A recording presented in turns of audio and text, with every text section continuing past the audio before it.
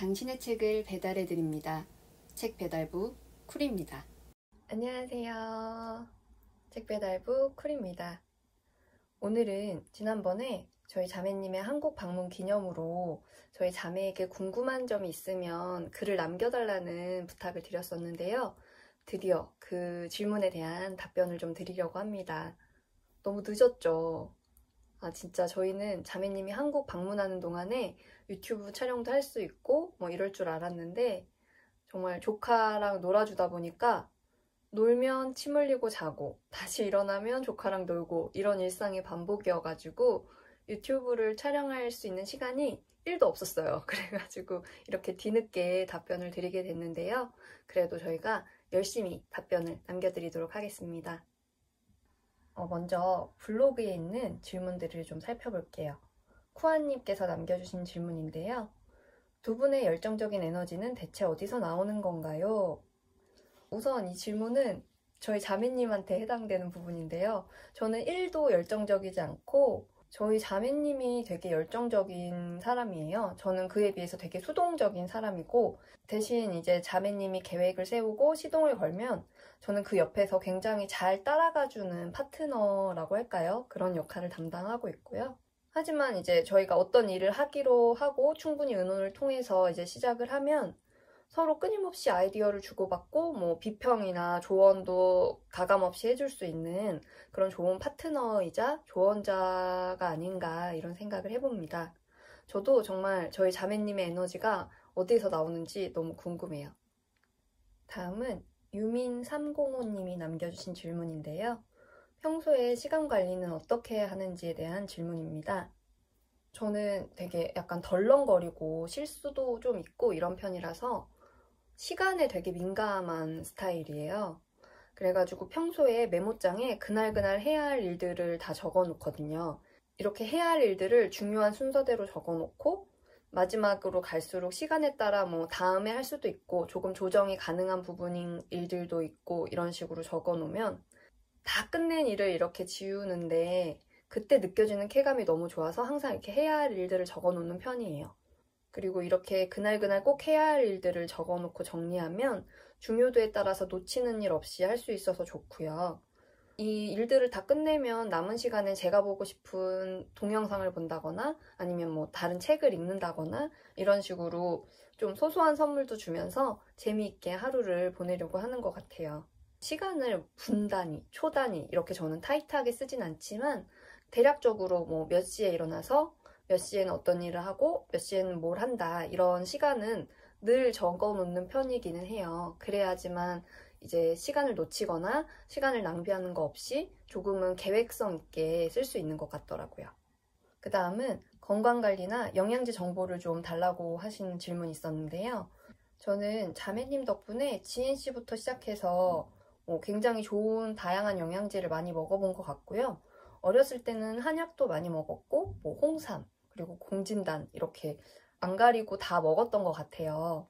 지금 딱 기본적으로 먹는 제품은 비타민, 유산균, 그리고 질유산균 이렇게 세 종류는 항상 거의 챙겨 먹는 것 같아요. 유산균 같은 경우에는 이제 장유산균인데요. 뭐 다양한 브랜드 돌아가면서 먹고 자매님이 보내주신 유산균도 먹고 유산균은 균수나 이런 것만 체크하고 브랜드는 특히 가리지 않고 먹는 것 같아요. 제가 먹었던 제품들 중에 좀 좋았던 효과를 본 제품을 추천드리면 오쏘몰 바이탈 F가 저는 좀 되게 잘 맞았던 것 같아요. 예전에 유명 여배우가 뭐 독일에 출장 가면 트렁크 가득 챙겨오는 비타민이다 막 이래가지고 유명했었거든요. 비타민 제품 많이 드셔보셔서 아시겠지만 이걸 먹는다고 해서 몸이 막 건강해지고 막 효과가 막 다 느껴져 막 이렇지는 않고요.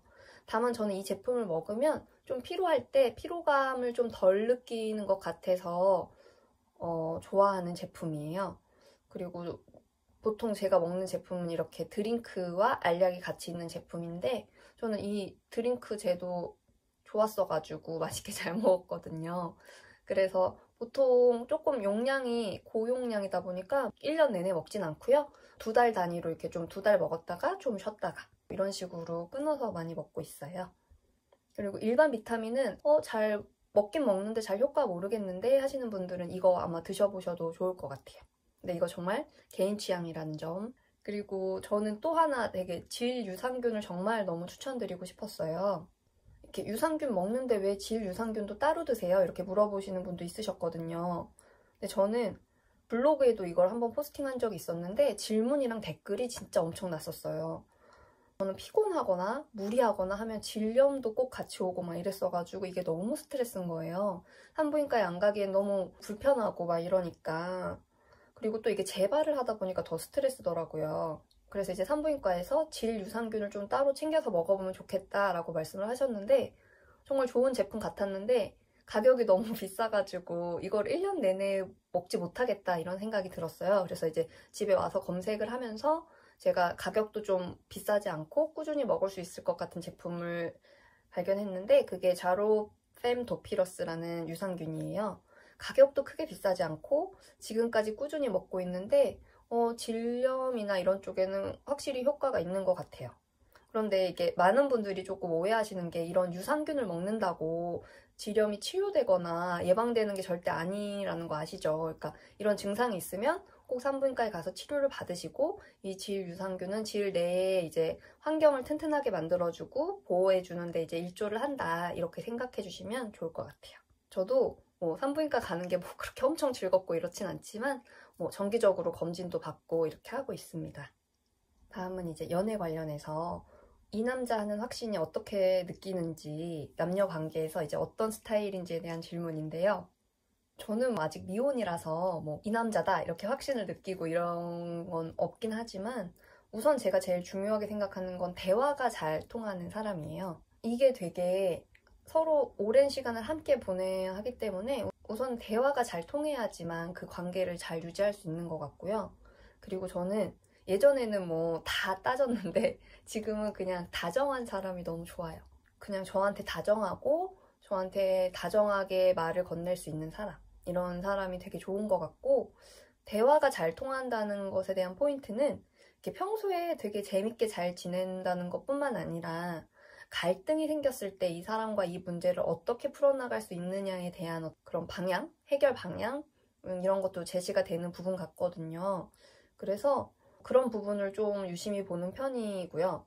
이렇게 싸울 때도 실은 사람이 이렇게 좋을 때는 다 좋은 모습만 보여주니까 뭐 나쁜 모습을 보여줄 틈이 없는데 싸우거나 감정이 격해지거나 하면 그럴 때 진짜 좋은 모습이 나오거든요. 저는 그럴 때를 되게 유심히 보고 아, 이 사람이 정말 좋은 사람이구나, 함께 가고 싶은 사람이구나 이런 거를 좀 생각해 보는 것 같아요. 다음은 스트레스 해소법이나 화날 땐 어떻게 하세요? 이런 질문인데요. 저는 제가 저를 개복치라고 부르잖아요. 그만큼 좀 저는 예민하고 되게 소심한 편이거든요. 그래서 남이 주는 스트레스에도 되게 민감한데 실은 그냥 저 자신이 되게 스트레스를 잘 받는 것 같아요. 그래서 뭐 스트레스 받는 것까지 어떻게 할 수는 없지만 그 대신에 이제 제가 꼭 지키는 규칙 하나는 주로 화가 나는 일은 집 밖에서 생길 때가 많잖아요. 회사 일을 하면서 사람을 만나면서 이럴 때가 많아서 모든 화나는 일은 현관문 밖에 두고 온다. 약간 이게 저의 규칙이에요. 그리고 이제 집에 들어오는 순간에는 그 화나는 일들은 좀 한켠에 이렇게 묻어두고 그냥 저의 생활, 저의 일상에 좀 더 집중을 하려고 해요. 실은 이게 스트레스라는 게 자꾸자꾸 생각하는 거에서 또 되게 스트레스를 받거든요. 근데 그 생각 자체를 좀 이렇게 미뤄두고 안 하다 보면 좀 스트레스도 그 부분에 대해서는 덜 받는 것 같고 마음도 좀 유연해지는 것 같더라고요. 그러면 조금 쉽게 해결책이 생기는 것 같기도 하고. 그래서 저는 뭐 해결 방법, 해소법까지는 아니지만 일단 집에 들어와서는 그 문제에 대한 생각을 하지 않는다. 이게 저의 어떤 스트레스 관리법입니다. 그리고 가치관과 좌우명 이런 거에 대해서 물어봐 주셨는데 제가 제일 좋아하는 말 중에 하나는 이제 책에도 썼지만 혼자 가는 길은 빨리 갈 수 있지만 함께 가는 길은 멀리 갈 수 있다. 이 이야기예요. 어떻게 보면 그냥 점점 더 혼자가 편해, 혼자가 좋아, 혼자 다 할 수 있어 이렇게 생각을 하게 되는데 실은 그것보다는 함께 할 때 굉장히 큰 시너지가 발생되는 경우가 많거든요. 그리고 이 세상을 어차피 나 혼자만 살 수도 없는 거고 그래서 이제 함께 할 수 있는 그런 마음 그런 것들을 되게 중요하게 생각했고요. 최근에 요즘에 이제 제가 가장 많이 되새기는 말은 기분이 태도가 되어서는 안 된다 이 말이에요. 제가 이제 기분이 나쁘면 좀 기분 나쁜 티를 너무 내가지고 상대방을 이렇게 불편하게 하는 경우가 있거든요. 왜냐면 내가 기분이 나쁜데 상대방이 모르는 게 너무 답답하고 화가 나는 거예요. 근데 그 기분이 내가 나쁜 것이 그 사람을 대하는 태도 아니면 그 일을 대하는 태도가 되면 안 되겠다. 이 말이 너무 와닿아가지고 요즘에는 그 말을 이제 저의 그 일정 적는 메모장에다 항상 위에 적어두고 이렇게 메모장 열 때마다 보고 있어요. 아, 기분이 태도가 되면 안 돼. 그런 똥 씹은 표정은 하지 말자. 이렇게. 저처럼 항상 약간 그런 부분 때문에 민감한 분들은 이런 말을 좀 이렇게 매일 되새겨보는 것도 좋을 것 같아요. 다음은 송송이 님이 남겨주신 질문인데요. 내 인생 최고의 도서는 무엇인지 원서나 한국 도서로 추천을 부탁드린다고 하셨어요. 책을 읽는다고 하면 보통 이런 질문을 되게 많이 받는 것 같아요. 너의 최고의 인생 도서는 무엇이냐 이런 질문을 많이 받는데요. 저는 생각해보면 그냥 책을 읽으면 그 매 해마다 이 책 너무 좋았어 하는 책들이 갱신이 되는 것 같아요. 작년에는 이 책이 되게 좋았는데 올해는 이 책이 또 되게 좋고 이래서 저는 그냥 제 인생 최고의 책이라기보다는 제가 읽었던 2019년 책 중에서 가장 좋았던 책은 원서는 모리와 함께한 화요일이 되게 좋았고요. 그 책은 제가 원서로도 이미 3-4번 이상 읽은 것 같은데 읽을 때마다 뭔가 느낌이 되게 다르고 너무 좋았어서 항상 원서 중에서 제일 감동적인 책으로 꼽는 책이고 한국 도서로는 제가 오랜만에 2019년에 삼국지를 다시 읽었거든요. 뭔가 제 인생에 있어서 뭔가 지략?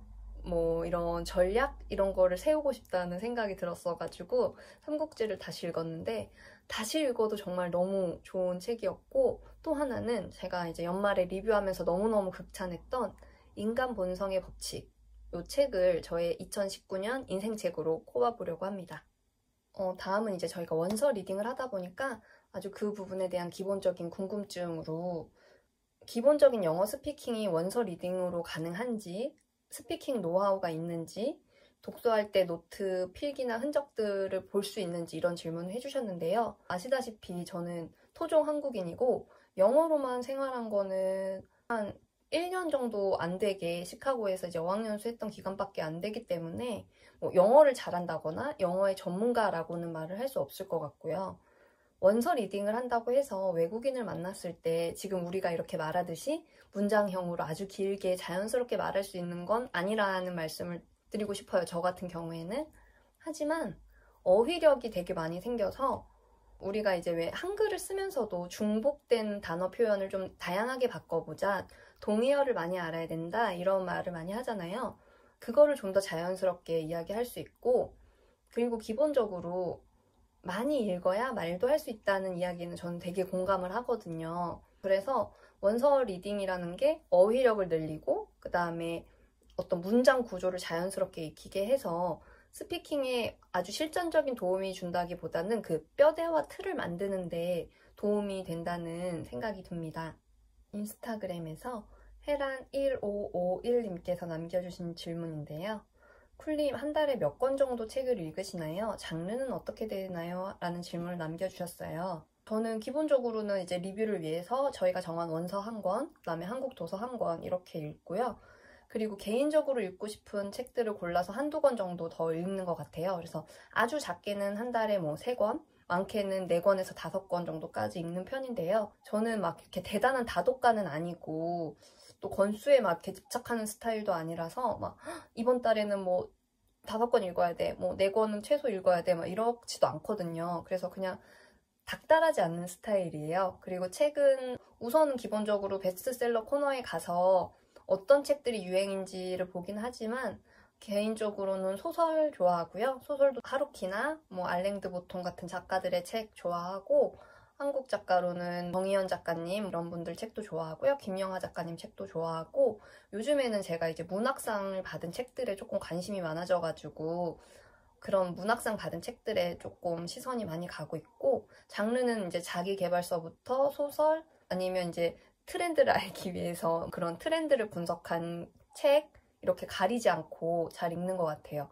그리고 이렇게 책들을 읽다가 오늘은 너무너무 이런 책들을 읽기 싫은 날이다 이러면 이제 제가 잡지도 잘 보는데 요즘에는 왜 이렇게 구독해가지고 볼 수 있게 돼 있는 그런 어플들이 많이 있잖아요. 한 달에 얼마 이렇게 결제하면 뭐 자유롭게 볼 수 있고 그래서 이제 그런 사이트에서 무료로 이제 하는 잡지들은 이렇게 시간이 나면 보면서 올해는 이런 어떤 컬러가 유행인가 이런 것들을 또 보고 이렇게 하면서 스트레스도 좀 풀고 그렇게 자연스럽게 하는 것 같아요.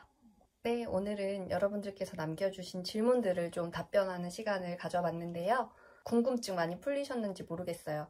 좋은 답변이었으면 좋겠고 또 이것 말고도 저희 자매에게 궁금한 점 있으면 언제든지 댓글이나 뭐 이렇게 남겨주시면 모았다가 또 한 번은 이렇게 많은 궁금증 풀어드릴 수 있는 시간 갖도록 노력하겠습니다.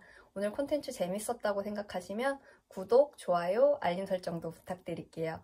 그러면 다음에 또 재밌고 유익한 콘텐츠로 돌아오겠습니다. 감사합니다. 지금까지 책배달부 쿨이었습니다.